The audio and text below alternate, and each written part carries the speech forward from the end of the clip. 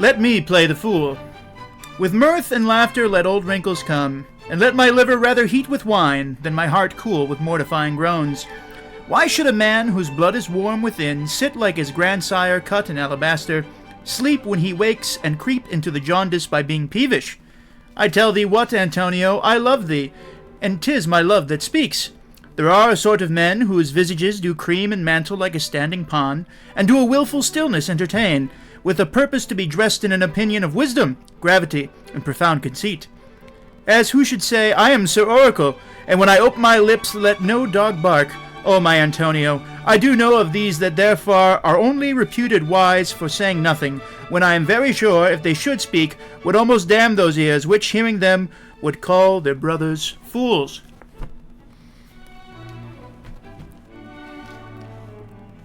Welcome back to the Budget Sommelier. Today we have a very special show. In fact, today is the Fancy Sommelier. That is why we've busted out the pipe. That is why we're wearing the tweed. That is why we had the reading from The Merchant of Venice. Gratiano's opening speech. It really does set the stage for his character and his relationship to Gratiano as his comedic foil. So too do we set the stage for our very special wine today. For our wine today is the Dark Horse Cabernet Sauvignon, and is the very special suggestion by one Mr. L, who has requested we cover his wife's favorite wine. For those of you who don't know Mr. L, he comes directly from the nation's capital. That is the Beltway, that is Northern Virginia. And being that this recommendation came from such a refined place, the heart of the globalist American empire, and being that today's recommendation is such a fine and highly respected, highly refined wine, the Dark Horse Cabernet, I thought it be only appropriate to dress up as nice as possible, to really look like a homosexual beatnik in New York in the 1950s, read some Shakespeare, really pump up the pretentiousness, just so that we could get on the level of all those who live in the Beltway, of all those who work in any trade in that sort of vicinity of that area, and I think we've done a good job. So yes, as I said, today's wine is the Dark Horse Cabernet Sauvignon. This is vintage dated, 2021, like all fine wines, it's vintage dated. And Dark Horse is a very interesting wine company. You know, we've had the 14 Hands, so we've already had a horse-themed wine company on the show already. And that did not go well. In fact, that was one of the worst wines I've ever tasted. It did taste like bottled horse piss. So we have another horse here, the Dark Horse. So if you don't know, a Dark Horse, it means, you know, someone who is not expected to win a race. So they're very pretentious, as are we on today's episode of the Fancy Sommelier. We're very pretentious as well. So yes, Dark Horse, not expected to win. And so what their slogan that they're running with is, taste like a $20 wine at half the price. Now, I don't know if they know this, but the Budget Sommelier considers a wine to be a budget wine at $20. So, it tastes like a budget wine at half the price. That's not sounding like it's going to be very good. That is a dark omen for the Dark Horse. So they did this. If you go on their website, there's this really stupid promotion going on. You have this disgusting hippie with a long beard, and he's wearing like this stupid hat because he's a cowboy, because it's a horse cowboy, dark horse, dark cowboy. Well, he wasn't dark; he was a white guy, but he had this long beard, gross hippie look, and they're doing this thing where they have these 4 wine glasses set out, and they bring people in off the street. These are not sommeliers like myself. These are just your average. These are your average street people. So they bring in their average street people. And they say, I want you to try these 4 wines and see if you can pick out which one did not cost $20. It was 3 $20 wines, one that was not $20. And of course the rubes are like, oh, I think it's this one, Mom. I think it's this one, Mom. Oh, let me get a taste. Oh, it must be this one. And they never pick the Dark Horse one. They're like, wow, this wine's only $20.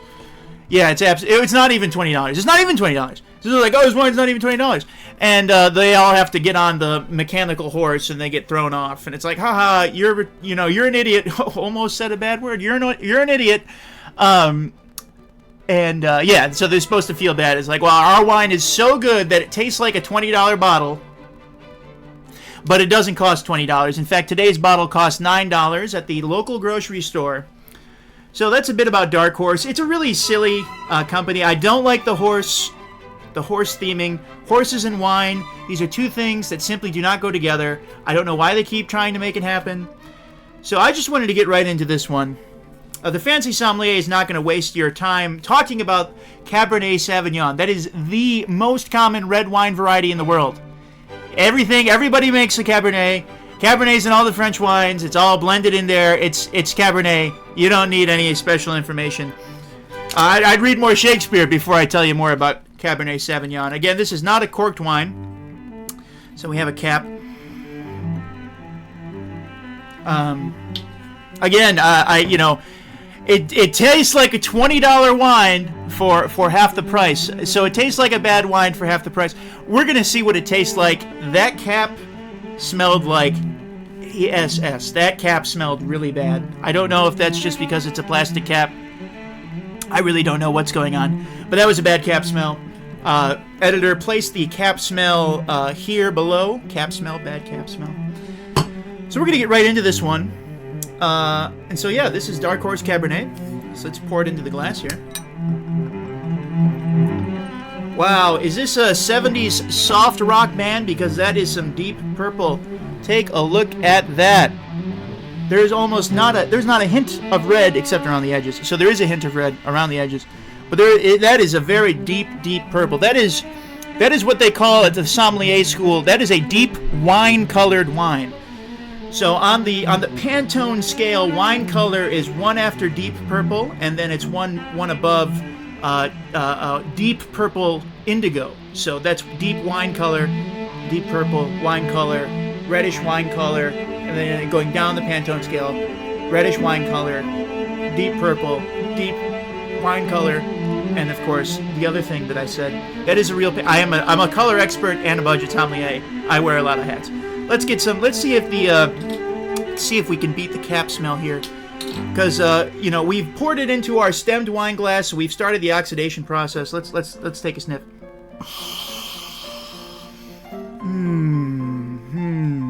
It smells bad. That's another sommelier term. Bad smell. That's what this has. It's turning my stomach almost. That's a bad smell. Not everything you drink smells good. Crack open a bottle of Hendrick's gin. Well, Hendrick's gin smells pretty good. Crack open a bottle of Beefeater gin and tell me if that smells good. It smells better than this. There's a little bit of fruity, but it's mostly stale bread. Stale bread. That's a real sommelier scent note. Stale bread. This smells like stale bread. All right. Dark Horse Cabernet 2021. Going down the hatch here.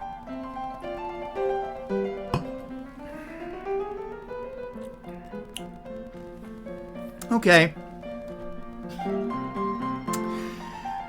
This tastes like a $20 wine at half the price. There is nothing interesting going on here. If you go back and watch the Rioja from last week, that's a tasty wine. That was a tasty wine. There's really not much to say. All of the flavors are extremely muted. So what you're expecting, and call me a fool, call me a budget sommelier, but what you're expecting with a Cabernet is dry red wine taste, which everybody loves. Everybody loves the dry red wine taste. It's there, but it's like... So this is in the glass, but the flavor's like over here.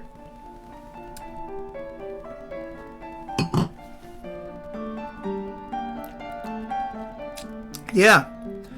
There's a bit more bite than the other wines I reviewed on the show so far. There's hardly any aftertaste. It's extremely light. It just hits the tongue and goes away. And that's not because I'm slamming the glass. That's not the reason the taste goes away so quickly. I'll prove it to you. I know what you're thinking watching at home. Well, Mr. Budget Sommelier, you simply can't taste it because you're drinking it too quickly. Okay?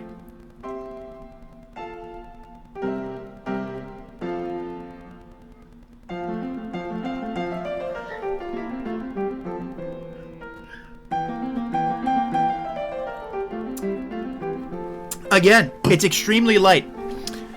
I mean, you might like that. You might want a dry red, but you don't want to actually taste it. That's what this is. You don't taste anything. If I was one of those fools in that video that they put on their website, I would have tasted this and said, wow, this tastes like a $20 wine for half the price, in the sense that it's bad. Because there's no flavors going on. It doesn't taste bad. We've had wines on the show that taste bad. This doesn't taste bad. There's just not a lot going on, and all the flavors are muted. And it has this tongue feel. All right, this tongue feel of very being not a lot going on. You can push your tongue through the wine, and it parts like the Red Sea. But parting the Red Sea is difficult, but in the sense that God parts the Red Sea very easily. So it just parts the wine. There's just not a lot of texture going on there. I'm thinking that perhaps a Zin pairing could improve the flavor. Like all dark red wines, Zin Coffee 6s are the recommended pairing. So this could improve the flavor. This might bring out some of the dry red notes that we're looking for and have yet to find. So let's try this one last time.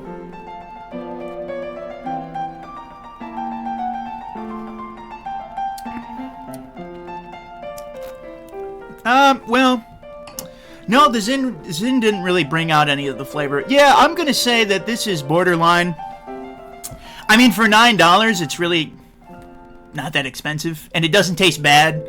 But again, there are better wines out there for the same or less that taste better. If you, we haven't done any Costco wines yet, but if you want to get a budget Costco Cabernet, you're going to get something that tastes better than this for the same price or less. There is not a lot going on in the Dark Horse. Again, this is another failed horse-themed wine. Avoid all horse-themed wines. They're bad. There's not a lot going on. The flavor is weak. The texture is bad. The smell is horrible.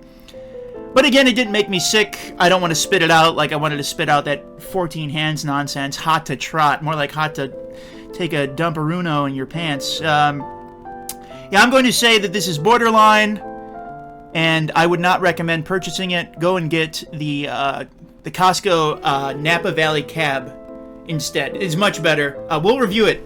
It's a great wine. We'll review it one day.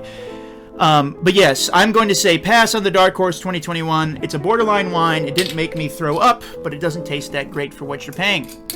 As always, this has been the Budget Sommelier. I want to thank you for watching. Big shout out to Mr. L for this week's recommendation. Please like and subscribe and comment down below what wine you'd like to see us review next. I'm a human, I do. But secondly, I do all recommendations that I see below. There are some further afield from where I live that I have to go out and grab them, but I will do every wine that is recommended to me in the comments, so please do comment some more wines. And make sure to tune in next time when we review another wine that won't break the bank.